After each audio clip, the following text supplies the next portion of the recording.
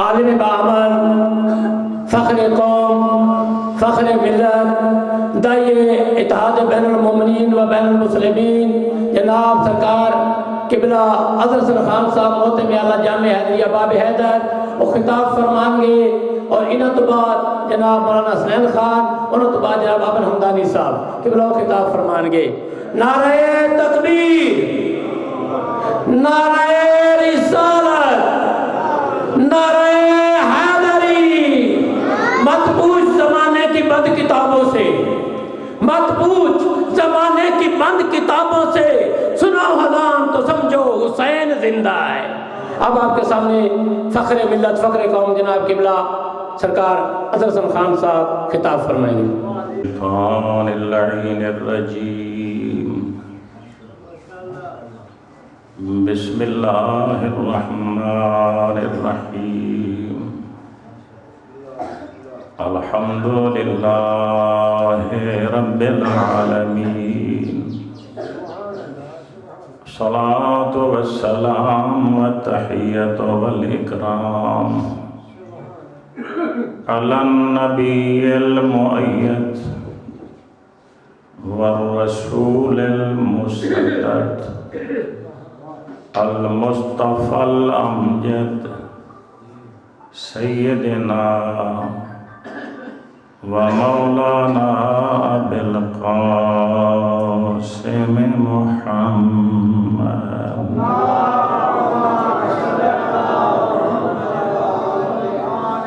ثم الصلاة والسلام على آلہ الطیبین الطاہرین المعصومین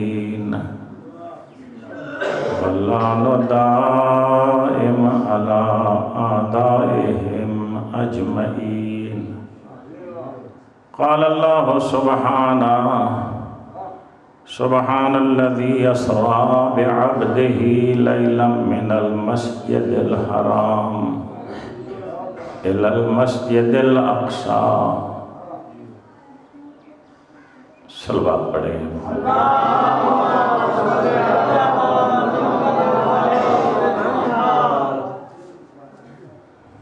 برادران اسلام و صاحبان ایمان، آج رجب کی 26 تاریخ ہے اور 27ویں کی شب ہے۔ آج کی رات اور کل کا دن یعنی 26 اور 27 درمیانی رات اور کل 27 رجب کا دن تاریخ اسلام میں دو بڑے اہم واقعات رونما۔ یہ رات جو آ رہی ہے یہ شب معراج ہے، شب معراج ہے۔ کل کا دن جو 27 رجب ہے وہ پیغمبر اسلام کی ذات اقدس پر پہلی وحی کے اترنے کا دن ہے، بعثت نبوی کا دن ہے،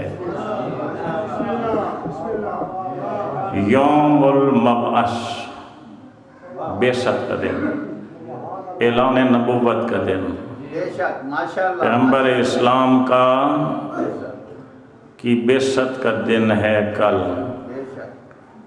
تو یہ دونوں مناسبتیں بہت اہم ہیں تاریخ اسلام میں۔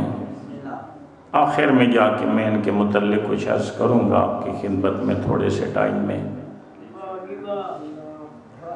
خان صاحب فرما رہے تھے وہ بھی بڑی عظیم مناسبت ہے، وہ رجب کی 24 تاریخ ہے، فتح خیبر، جب میرے مولا نے خیبر کا قلعہ فتح کیا تھا۔ سبحان اللہ، سبحان اللہ، نعرہ حیدری۔ تو 24، 25، 26، 27 یہ بڑے عظیم دن ہیں، سبحان اللہ، بڑی مناسبت ہے۔ 24 رجب یہودیوں کے ساتھ جنگ، باقی قلعے فتح ہو گئے، کچھ ویسے ہی بھاگ گئے ڈر کر یہودی، سبحان اللہ، کچھ قلعے فتح ہوئے، اکثر قلعوں کو وہ مسلمانوں کی دہشت، رعب، دبدبے کی وجہ سے بہت سے قلعے یہودیوں نے خالی چھوڑے، دوڑ گئے، بھج نس گئے۔ خیبر میں یہودی اڑ گئے، انہوں نے کہا ہم نے ایسا نہیں چھوڑنا۔ کافی دن گزر گئے اور محاصرہ، دیکھیں نا آپ ان لوگوں کی بھی ہمت دیکھیں، یعنی ایک قلعہ ہے، اس کا محاصرہ ہو چکا ہے، باہر سے اندر کوئی چیز جا نہیں سکتی، اندر سے کوئی چیز باہر آ نہیں سکتی، پھر بھی اتنے دن انہوں نے مقابلہ کیا، ہتھیار نہیں ڈالے، مطلب تنگ آ جاتا ہے۔ ایک قلعے کا محاصرہ ہو جائے، کھانے پینے کی کوئی چیز باہر سے اندر نہ جا سکے، تو لوگ تھک جاتے ہیں، ہتھیار ڈال دیتے ہیں۔ لیکن ان کا وہ جمع مرد یہودی مرہب، ان کو مرہب پہ ناز تھا، کہتے ہیں جب تک ہمارا مرہب زندہ ہے اس قلعے کو کوئی فتح نہیں کر سکتا، اور واقعاً فتح نہیں ہوا۔ ایک زمانہ گزر گیا، عرصہ گزر گیا،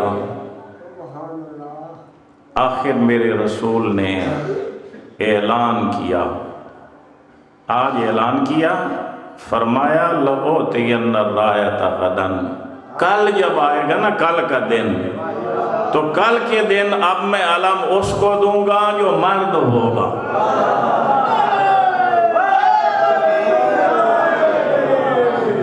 اب کل جسے میں علم دوں گا، یہ بخاری شریف کے الفاظ ہیں، ہمارے سنت بھائیوں کی کتاب بخاری شریف، قرآن کے بعد تو اس سے بڑی کوئی مستند کتاب ہی نہیں ہے، تو اس میں یہ حدیث پاک موجود ہے، اس میں صرف ایک لفظ کم ہے، باقی حدیث جو پیغمبر اسلام کا فرمان ہے، باقی سیاستہ کتابوں میں بھی ہے، ہماری حدیث کی کتابوں میں بھی ہے۔ لَأُعْطِيَنَّ الرَّایَةَ، رایا پرچم کو کہتے ہیں، جھنڈے کو کہتے ہیں، علم کو کہتے ہیں، غداً آنے والے کا، رَجُلًا مرد ہوگا، کراراً بڑھ بڑھ کے حملے کرنے والا ہو، غیر فرار بھاگنے والا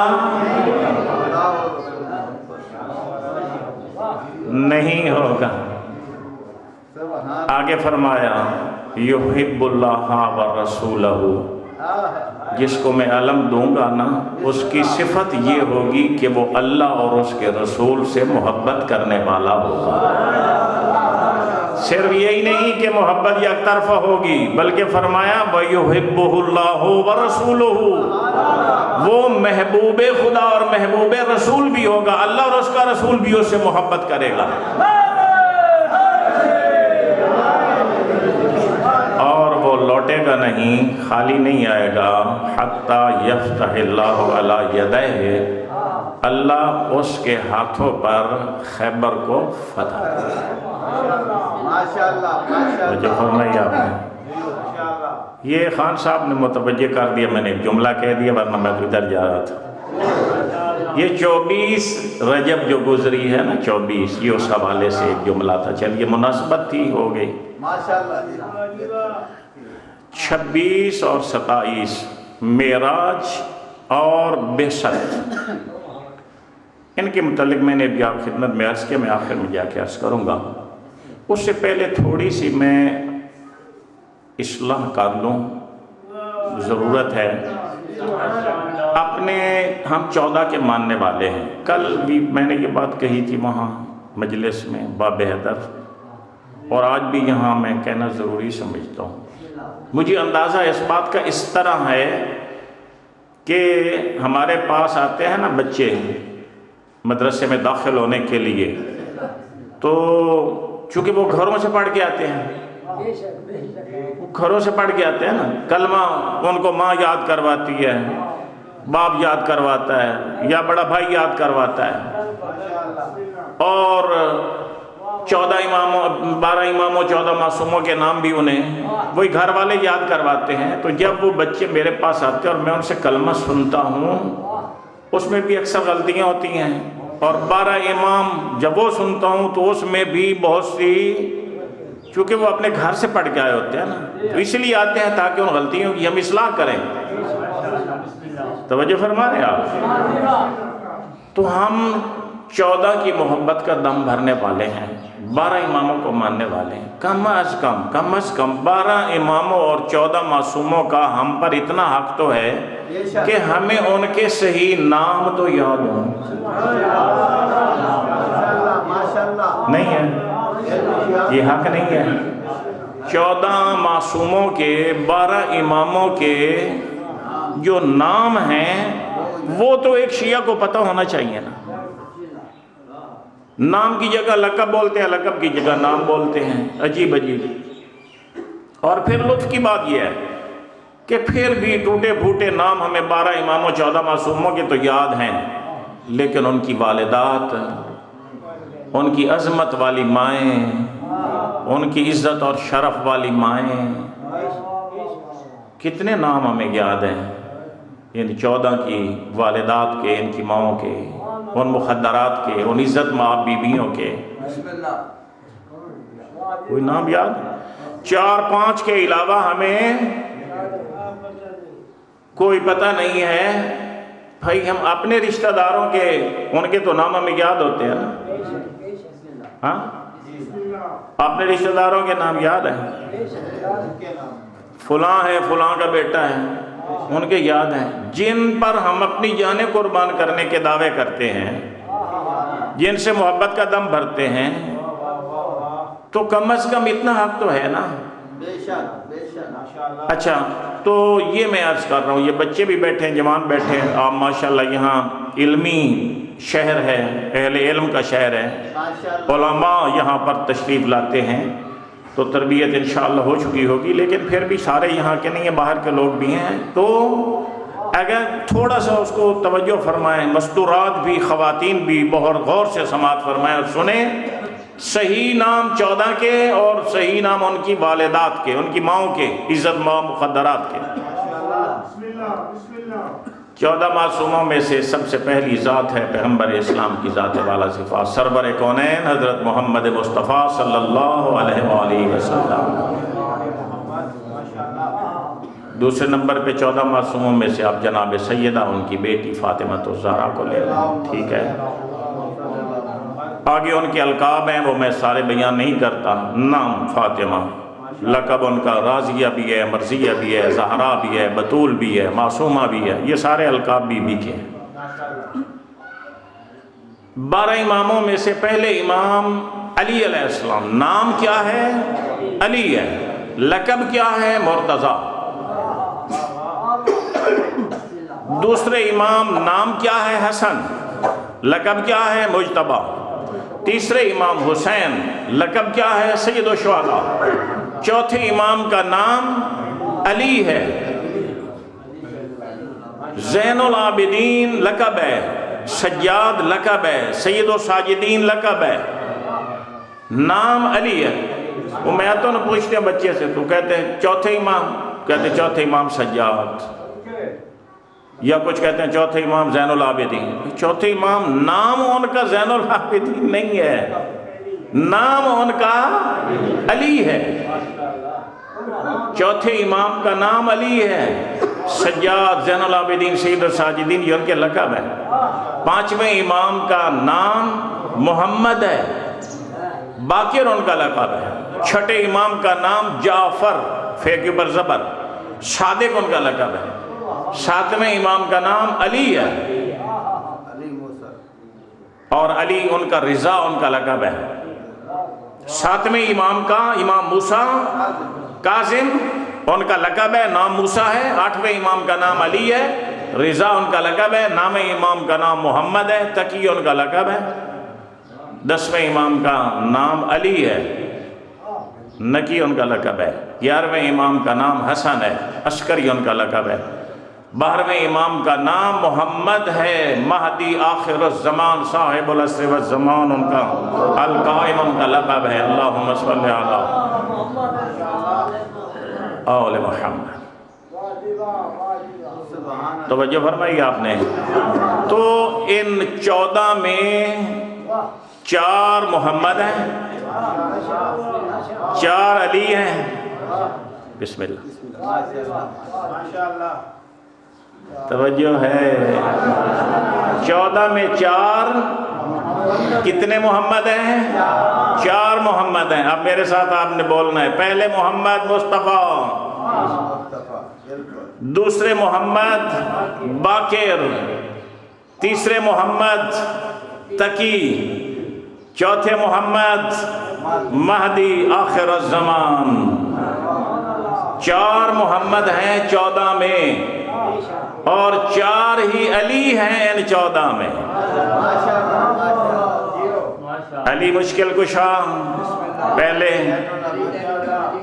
دوسرے نمبر پر چوتھے امام علی زین العابدین، دوسرے علی، تیسرے علی 8ویں امام علی ابن موسیٰ الرضا، امام رضا علی نام ہے، تیسرے، اور چوتھا علی 10ویں امام علی نقی۔ 4 محمد، میں یہ یاد کروا رہا ہوں۔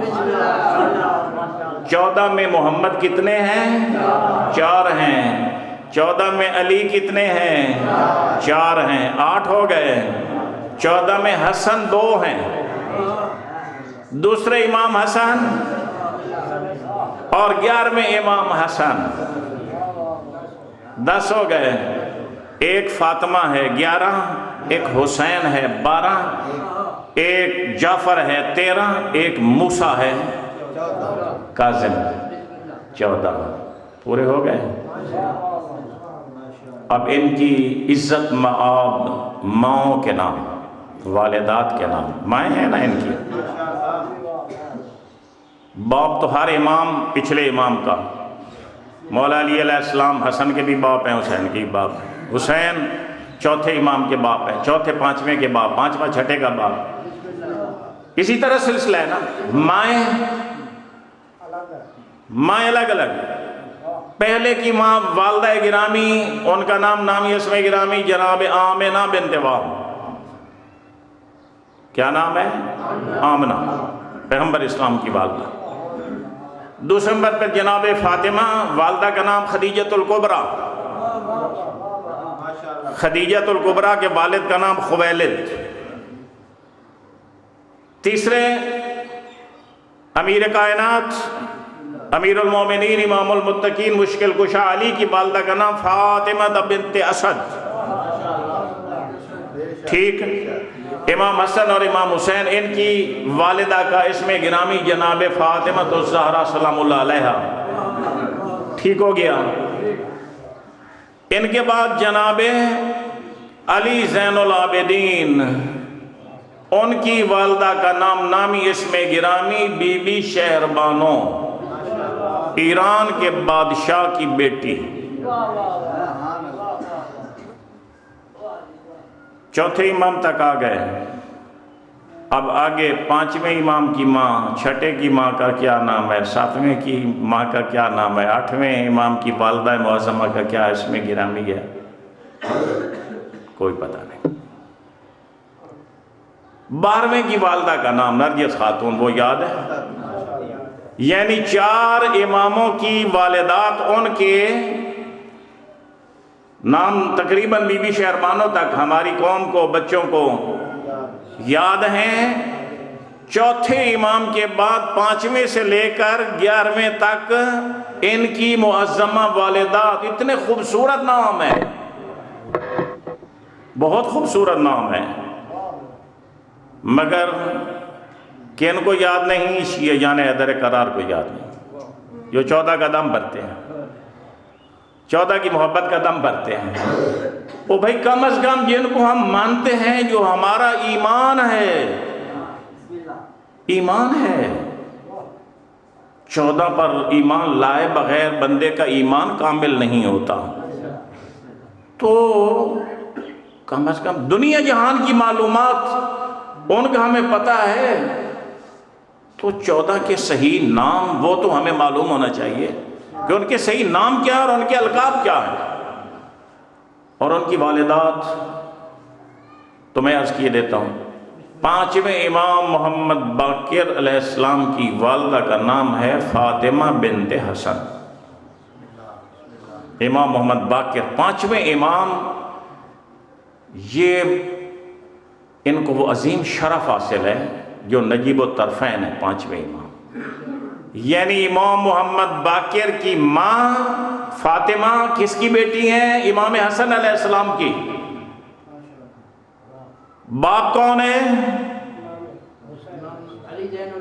محمد باقر کا باپ کون ہے؟ امام ہے، حسین کا بیٹا، باپ حسین کا بیٹا، ماں حسن کی بیٹی، سبحان اللہ، نجیب الطرفین، ننہال ددھیال دونوں طرف سے۔ ماں کا باپ بھی امام اور باپ کا باپ بھی امام۔ 6ٹھے امام جعفر صادق، ان کی والدہ کا نام ام فروہ۔ ام فروہ کس کی بیٹی ہیں؟ قاسم کی بیٹی ہیں۔ قاسم کون ہے؟ قاسم ہے محمد بن ابو بکر کا بیٹا، محمد بن ابو بکر، جس کو مولا کائنات نے کہا محمد بن ابو بکر یہ میرا بیٹا ہے، یہ میرا بیٹا ہے۔ اسماء کا بیٹا، اسماء بنت امیس۔ محمد کس کا بیٹا ہے؟ حضرت ابو بکر کا، اسماء سے۔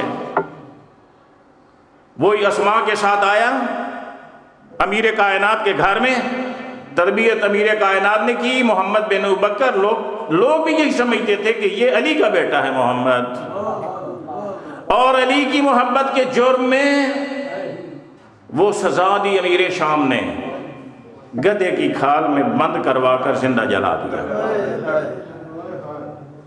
محمد بن ابو بکر یہ سزا ملی کس جرم میں؟ یہ علی کا بیٹا ہے۔ توجہ فرما رہے ہیں آپ؟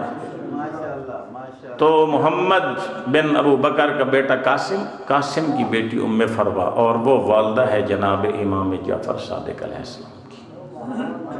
7ویں امام جن کا کل یوم شہادت گزرا ہے، ان کی والدہ کا نامی اسم گرامی حمیدہ خاتون۔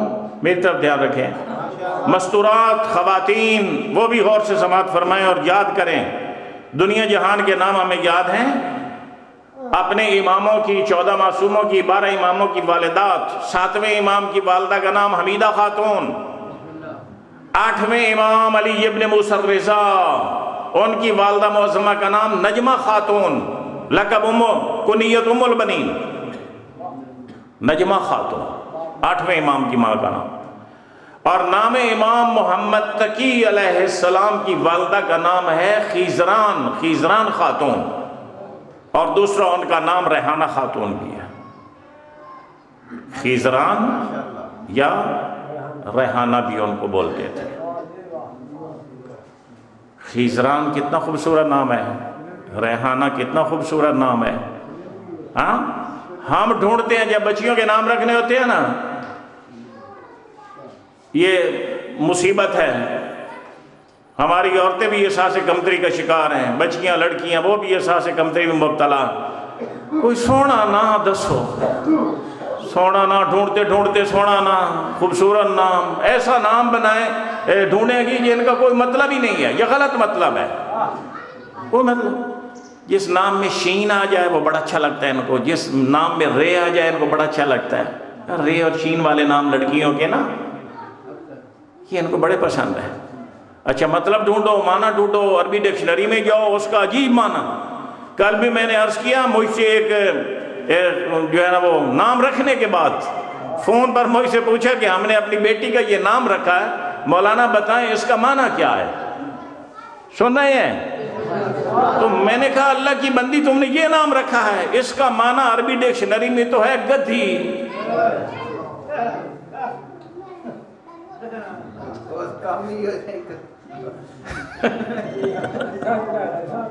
نام رکھا گدی کھوتی.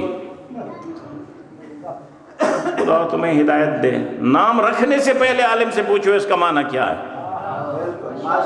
نام رکھنے کے بعد نہ پوچھو، کیونکہ نام ایک دفعہ پہنچ جائے نا یونین کونسل کے رجسٹر پر، پھر وہ بدلوانا بڑا مصیبت ہے، مشکل ہے.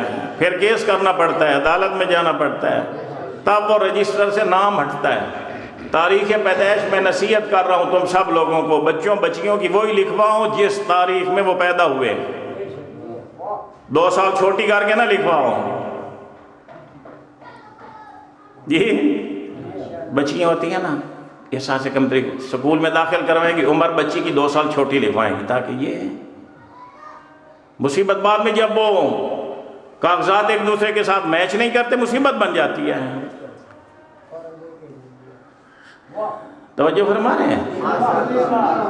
اچھا، 7ویں امام کی والدہ کا نام حمیدہ خاتون، 8ویں امام کی والدہ کا نام نجمہ خاتون، 9ویں امام محمد تقی کی والدہ کا نام خیزران خاتون یا ریحانہ خاتون، اور 10ویں امام کی والدہ کا نام سمانہ خاتون، سین کے ساتھ سمانہ. 11ویں امام کی والدہ کا نام حدیثہ خاتون، سے کے ساتھ حدیثہ، اور 12ویں سرکار حجت کی والدہ کا نام نرگس خاتون. صلوات پڑھیں محمد و آل محمد.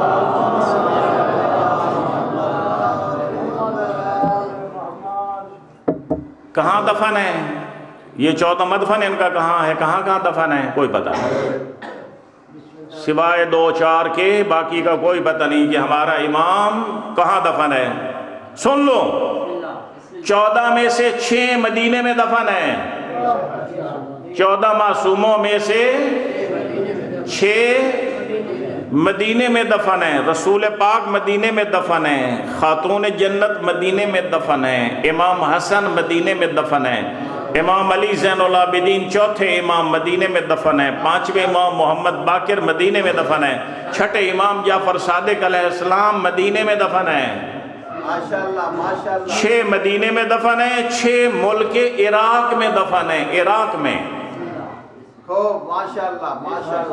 یہ ضرورت نہیں ہے بتانے کی. کیوں بھائی سارے بیٹھے ہوئے ہو؟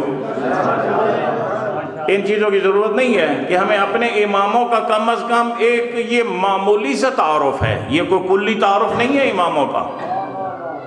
یہ تو بالکل الف بے پہلی، جس طرح الف بے پہ بچہ قاعدہ پڑھتا ہے نا، یہ پہلی لائن ہے امام کے تعارف کی، یہ پہلی سطر ہے.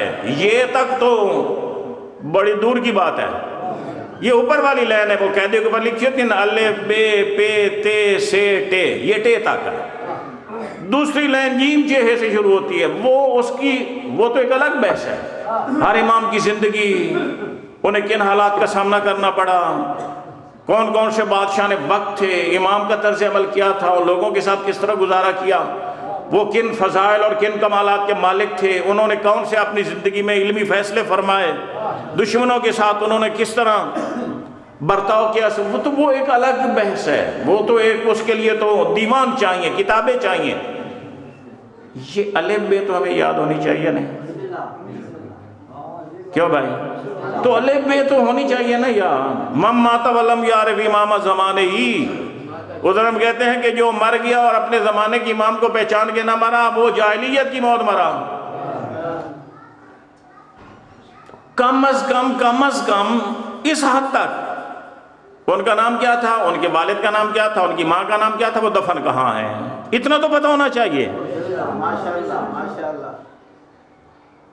تو 6 وہاں ہیں، 6 عراق میں دفن ہیں. مولا کائنات علی ابن ابی طالب نجف اشرف میں، نجف اشرف عراق میں ہے.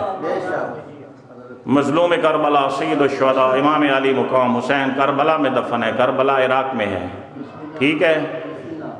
2 امام موسیٰ کاظم 7ویں امام جن کا کل یوم شہادت تھا، وہ بھی، اور ان کے پوتے امام علی رضا کے فرزند 9ویں امام محمد تقی، وہ بھی وہاں پر دادا پوتا کاظمین میں دفن ہیں، اور وہ بھی عراق میں ہے. اور اس کے بعد 10ویں امام سامارا میں، اور 11ویں امام حسن عسکر علیہ السلام وہ بھی وہیں پر ہیں. اور یہ دونوں بزرگوار بھی عراق میں دفن ہیں. 6 مدینے میں دفن، 6 عراق میں 12، 1 مشہد مقدس ایران میں دفن امام علی ابن موسیٰ الرضا، اور 14واں معصوم اللہ کے امر سے زندہ ہے۔ جب خدا کی مشیت ہوگی وہ ظاہر فرمائے گا اور معاشرے کو اس طرح عدل و انصاف سے پر کرے گا جس طرح وہ پہلے ظلم اور جور سے بھر چکا ہو۔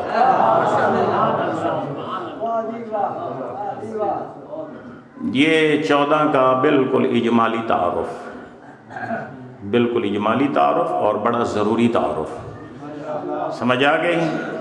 یہ آپ نے اپنے حافظوں میں، اپنی یادداشتوں میں والدین کے نام تو یاد ہیں، ماں کے نام بھی کوشش کریں یاد رکھیں، اور بچے کا سب سے پہلا حق والدین پر یہ ہے کہ اپنی اولاد کا سب سے اچھا نام رکھے۔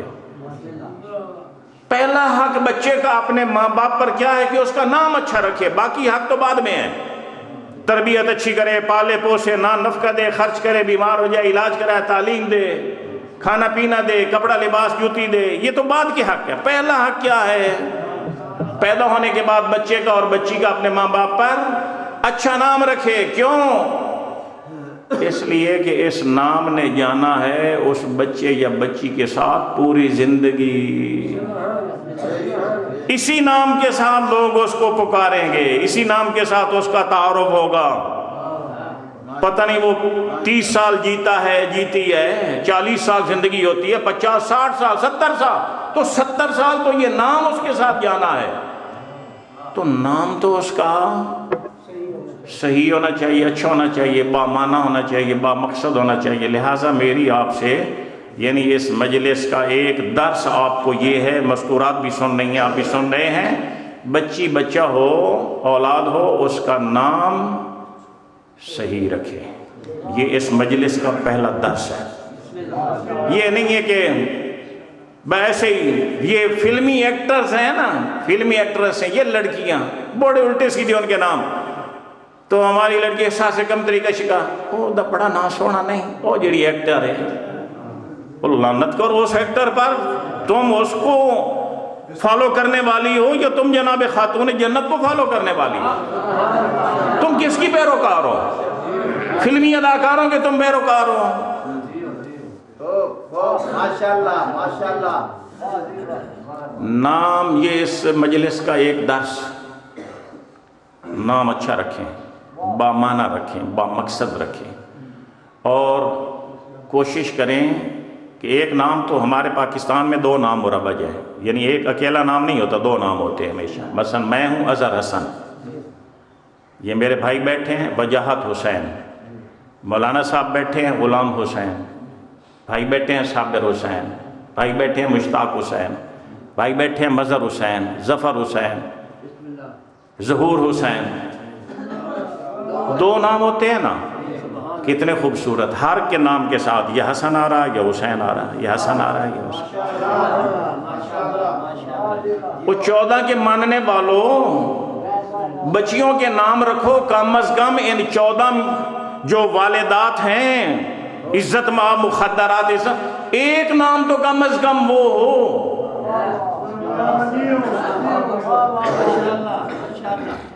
جی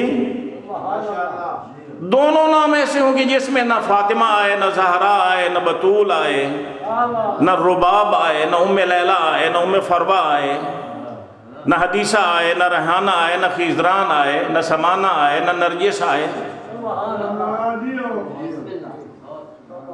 تو جب نام رکھو تو ان مخدرات عصمت، اس پاک طیب اور طاہر گھرانے کی مستورات میں سے ایک نام کم از کم وہ شامل کرو۔ سمجھ آ رہی ہے میری بات کی؟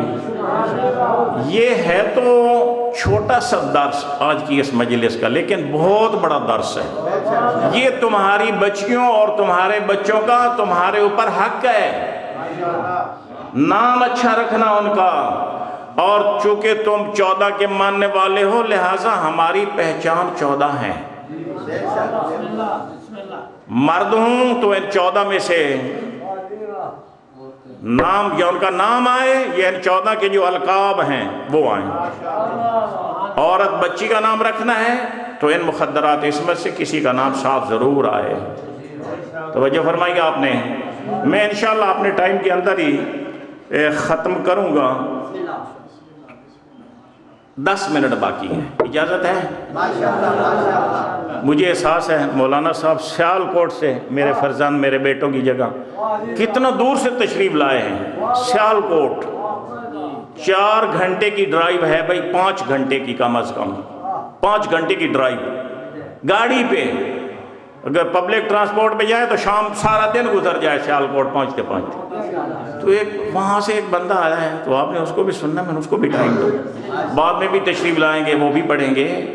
تو میں نے عرض کیا کہ یہ 10 منٹ میں جو ہے نا وہ یہ جو 2 مشہور اور معروف مناسبتیں, آج کی رات شب معراج اور کل کا دن یوم مبعث, ان دونوں کو میں اکٹھا کر دیتا ہوں. یوم مبعث 38 سال جب پیغمبر کی عمر ہوئی. غور سے سنیں کتنی عمر ہوئی. اعلان نبوت کا فرمایا جب 40 سال 1 دن, پیغمبر کی عمر کیا تھی؟ 40 سال 1 دن میرے مصطفیٰ کی عمر تھی. تو اس وقت وحی کا نزول ہوا. پورے 40 سال ہو گئے, پہلا دن 40 سال سے اوپر تھا, وحی نازل ہوئی. اور 38 سال جب آپ کی عمر ہوئی تو اس وقت آپ نے جانا شروع کیا غار حرا میں.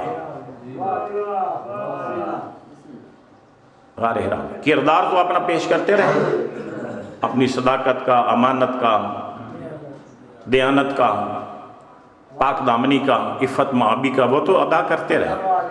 لیکن مورخین نے لکھا 38 سال جب آپ کی عمر ہوئی تو آپ نے غار حرا جانا شروع کیا. اب غار حرا کیا ہے؟ 4 ہاتھ لمبی ہے, 2 ہاتھ چوڑی ہے. چلو اے دیہاتی بندے بیٹھے ہو تو انتا پتا ہے نا, شہریوں کو کوئی نہیں پتا 1 ہاتھ کتنا ہوندہ. 4 ہاتھ لمبی, 2 ہاتھ, یہ 2 ہاتھ اتنی چوڑی, 4 ہاتھ لمبی. اور اس میں 38 سال جب آپ کی عمر ہوئی تو آپ وہاں پر جاتے تھے. 1 ہفتے میں کم از کم 3 دن 4 دن, 1 ہفتے میں 3 دن 4 دن جاتے تھے آپ. اور رمضان شریف کا پورا مہینہ آپ اسی میں گزارتے تھے, وہیں گزارتے تھے رمضان شریف کا. ابھی روزے نہیں آئے, ابھی روزے فرض نہیں ہوئے, توجہ ہے, ابھی روزہ فرض نہیں ہوا, نماز بھی ابھی کوئی فرض نہیں ہوئی, لیکن آپ اللہ کی عبادت کرتے تھے.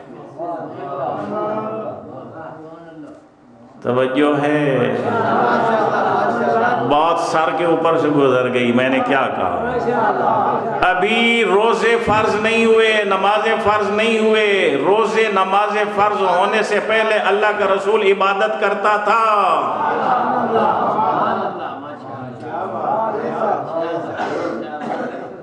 وحی کے آنے سے پہلے رسول عبادت کرتا تھا. اچھا, پورا رمضان وہاں گزارتے ہیں. جناب خدیجۃ الکبریٰ کھانا لے کر وہاں جاتی ہیں. رمضان شریف پورا رمضان آپ وہاں گزارتے. جناب خدیجۃ الکبریٰ کھانا وہاں 3-4 دن کا, عام دنوں میں 3-4 دن کا راشن پیغمبر اسلام لے کے اپنے ساتھ جاتے. کچھ کھجوریں ہوتی ہیں, کچھ روٹیاں ہوتی ہیں, پانی کا تھوڑا سا انتظام ہوتا. اور جب وہ راشن ختم ہوتا پھر پیغمبر تشریف لے آتے. 1-8 دن یہاں رہتے, پھر اس کے بعد راشن لے کے وہاں تشریف لے جاتے. اور رمضان شریف میں جناب خدیجۃ الکبریٰ کبھی خود جاتی, کبھی اپنے غلاموں کے ذریعے وہاں پہنچاتی. کل جو 27 رجب آ رہا ہے, 27 رجب کو پہلی وحی نازل ہوئی. اقرا رمضان میں نہیں ہے.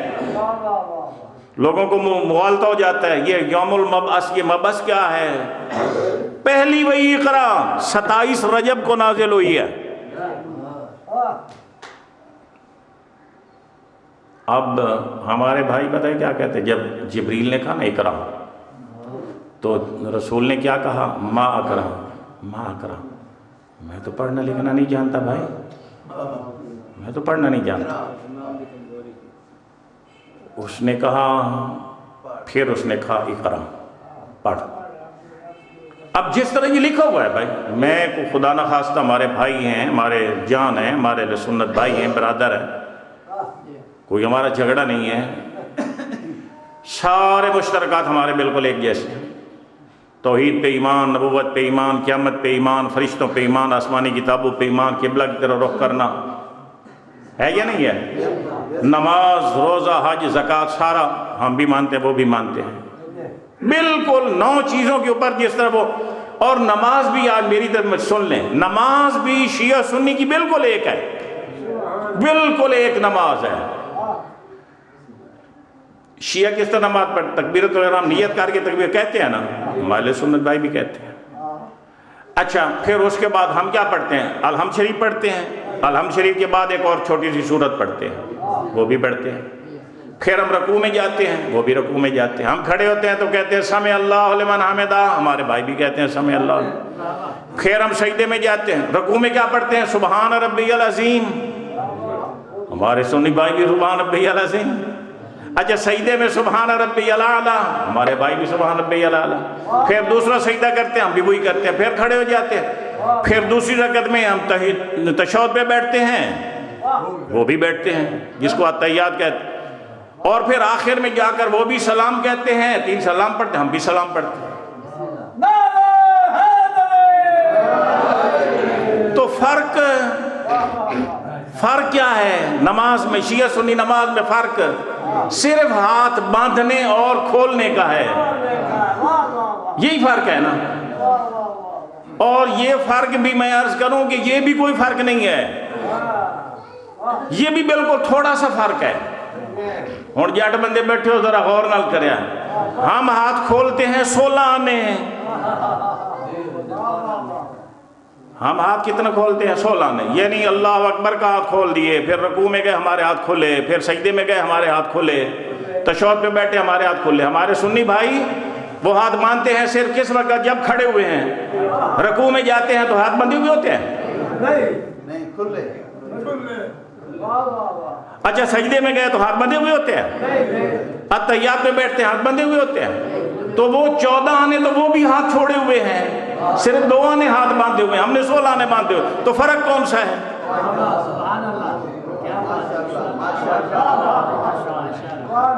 اور بھائی ہمارے اہل، اس لیے ہم بھائی بھائی ہیں، وہ 2 آنے ہاتھ باندھتے ہیں، 14 آنے وہ بھی ہاتھ چھوڑ کے نماز پڑھتے ہیں، سمجھ آئی یا نہیں آئی؟ اور ہم 16 نے ہاتھ کھول کے پڑھتے ہیں۔ روزہ بالکل اسی طرح، ہمارے رمضان کی 30 روزے فرض ہیں، اسی طرح سحری بالکل ایک ہے، کوئی فرق نہیں۔ یہ ہم 5 منٹ احتیاطاً پہلے، ورنہ ہمارے اہل سنت بھائی جو سحری جس ٹائم پہ کرتے ہیں بالکل صحیح کرتے ہیں، طلوع فجر پہ اذان دیتے ہیں بالکل ٹھیک، ہم احتیاطاً 5، 7، 10 منٹ پہلے سحری کر لیتے ہیں، کیونکہ ہمارے یہاں ایک ٹرینڈ یہ ہے نا، وہ اذان تے وہ حی علی خیر العمل تے امیر المومنین تائیں تک کھا سکیندا، توجہ فرمائی یا نہیں فرمائی؟ وہ اس لیے ہم کرتے ہیں کہ تھوڑی اذان پہلے شروع کریں، یہ نہ ہو کہ طلوع فجر پہ اذان شروع کریں اور یہ جناب کھاتے رہیں حی علی خیر العمل تک، تو ان کا روزہ تو چٹ ہو جائے۔ اس لیے 5 منٹ احتیاطاً ہم اذان پہلے شروع کر دیتے ہیں، ورنہ ہمارے اہل سنت بھائیوں کی اذان کا ٹائم بالکل صحیح ہے، سحری کا ٹائم۔ افطاری کے ٹائم میں تھوڑی چیزوں کو احتیاط کرنی چاہیے۔ ہمارے اہل سنت بھائی وہ سمجھتے ہیں، کیونکہ قرآن میں ہے نا اتم الصیام الی اللیل، کہ رات کو روزے کو مکمل کرو رات تک، ہم سمجھتے ہیں کہ رات تک لے جانا ہے، وہ سمجھتے ہیں جیسے ہی سورج کی ٹکیا ڈوبی بس رات ہو گئی، ہم کہتے ہیں نہیں 12 منٹ اور انتظار کر لو تاکہ تسلی ہو جائے کہ اب رات ہو گئی، ورنہ روزے زکوٰۃ اسی طرح ہے، حج اسی طرح ہے، عمرہ احکام سارے اسی طرح کو، ہمارے بھائی ہیں۔ تو بات کہاں سے شروع ہوئی تھی؟ بات یہ ہے کہ ہمارے سنت بھائیوں کی معتبر کتابوں میں یہ لکھا ہے، 3-4 منٹ باقی، اقرا، رسول نے کہا ماں اقرا، میں تو نہیں پڑھا، پھر جبریل نے کہا اقرا، میں تو نہیں پڑھا، پھر تیسری مرتبہ کہا اقرا پڑھ، محمد نے کہا ماں اقرا، میں نے، پھر جبریل نے کیا رسول کو پکڑا، ایسے ہی آپریشن نہیں کیا، پہلے تھبا مارے تھے، سٹیا بھوئے تھے، تو پھر نشتر نکالا، پھر سینہ چاک کیا، وہاں پر لکھا ہے جہاں دل میں کچھ سیاہ نقطے تھے ان کو نکال کے پھینکا، پھر اس سینے کو سی دیا، جب سینہ سل گیا پھر جبریل نے کہا اقرا پڑھ، پھر محمد نے کہا اب پڑھتا ہوں۔ یہ توہین رسول ہے ہمارے عقیدے کے مطابق۔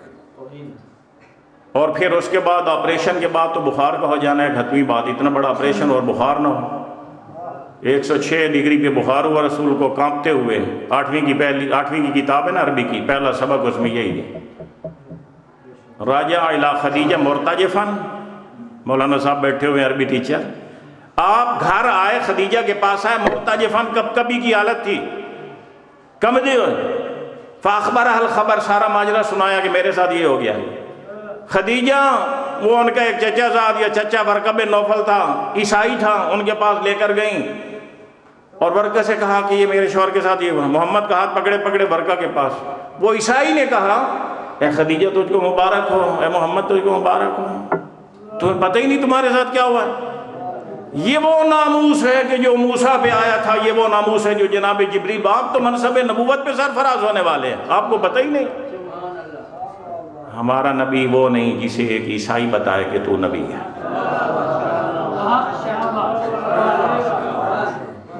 میں مصائب نہیں پڑھوں گا، ٹائم نہیں ہے۔